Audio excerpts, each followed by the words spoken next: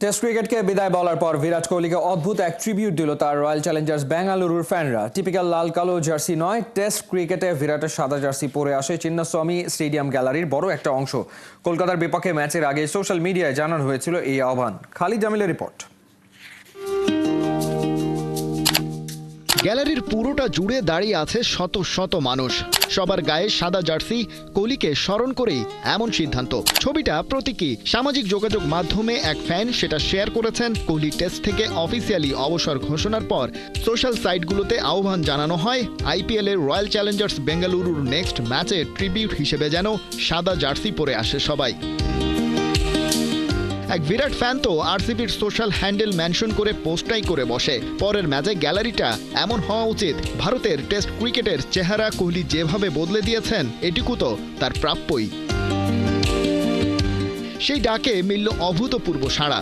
শনিবার কলকাতার বিপক্ষে ম্যাচ ডেতে সাদা জার্সি পরে গ্যালারিতে হাজির হতে শুরু করে শত শত মানুষ। সোশ্যাল মিডিয়ায় ট্রেন্ড হয়ে যাওয়া খবর স্থানীয় জার্সি বিক্রেতাদের নজরেও এড়ায়নি। তারাও সাদা জার্সির পসরা সাজিয়ে বসেছিলেন।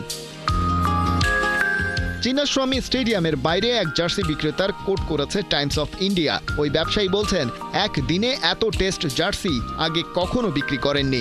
সবাই বিরাটের 18 নম্বর কিটটাই চাইছে। মনে হচ্ছিল পুরো শহর যেন তার জন্য এখানে এসে হাজির হয়েছে।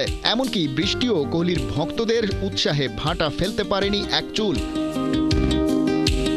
যে ম্যাচকে ঘিরে এত উদ্দীপনা, সেটা অবশ্য বৃষ্টির কারণে হয়েছে পরিত্যক্ত। তারও একটা মানে বের করে ফেলেছেন বিরাট ফ্যানরা। বলছেন প্রকৃতিও কেঁদেছে এই বিদায়ে। চিন্নাস্বামীর ওপর দিয়ে উড়ে যাওয়া এক ঝাঁক সাদা পায়রারও একই মানে। বিরাট ফ্যানবেজের এমন আবেগঘন হয়ে পড়ার কারণও আছে যথেষ্ট।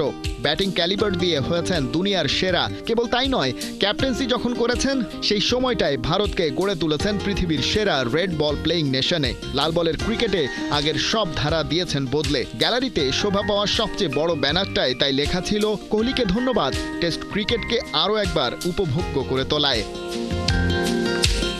কিন্তু কোহলির এই ফরম্যাট থেকে বিদায়টা হয়নি প্রত্যাশিতভাবে। মাঠ থেকে নেওয়া হয়নি অবসর।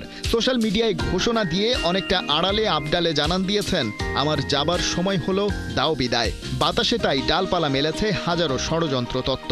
বাধ্য হয়েই হয়তো অসময়ে ছেড়ে দিতে হয়েছে স্থান। তাতেই কিং কোহলিকে যেন আর একটু বেশি মিস করছে তার ভক্তরা।